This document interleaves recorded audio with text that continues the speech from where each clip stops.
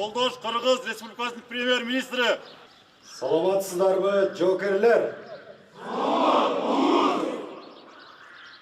Сиздерди ата мекенди коргоочулардын күнү менен куттуктаймын.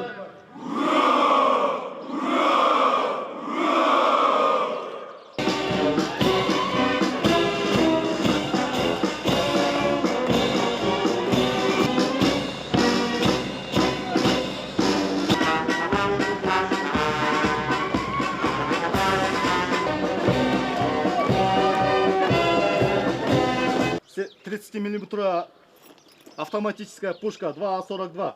В случае боевых действий люки закрываются и предназначены для осуществления мертвых. Полтора-два раза по эффективности стрельбы. Является для уничтожения живых сил противника на коротких расстояниях. Bu yerden azıcık bu karamayan çiğlerle koşuldu. Üstüne koşuldu. Мекенди коргоо ар бир жарандын ыйык милдети. Кылымдар бою мамлекетти сактоо үчүн кычыраган кышта, кайнаган ысыкта, күн-түн ачка ток дебей, күжүрмөн нөөмөттө туруп ак кызмат кылган бардык муундагы жоокерлердин эмгеги жана эрдиги даңталат. Улуу муундун ардагерлердин бүгүнкү келечектеги бейпил жашообузга кошкон салымы баа жеткис. Аскердик мектептен өткөн ар бир адам күчкө, чыдамкайлыкка, стратегиялык тактикага машыгып, бирин бири колдоо жана куткаруу деген эмне экенин үйрөнөт.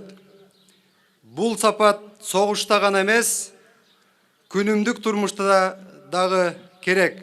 Өлкөбүздүн аскердик саясий жетекчилиги аскердик доктринаны ылайыкташтыруу боюнча чечим кабыл алды.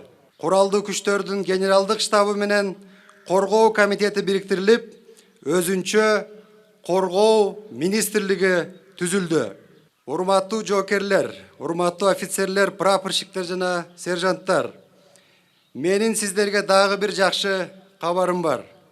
Жакында эле 16 февралда бардык аскердик кызматчыларга азык-түлүк паектун жакшыртылган ченемин киргизүү боюнча токтомго кол койдум. Демек, ушундан баштап бир аз да болсо тамак-аш рациону жакшыртылат деген ойдомун.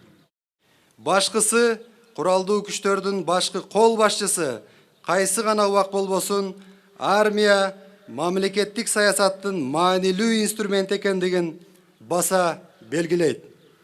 Биз куралдуу күчтөрдүн беделин сөзсүз калыбына келтиребиз.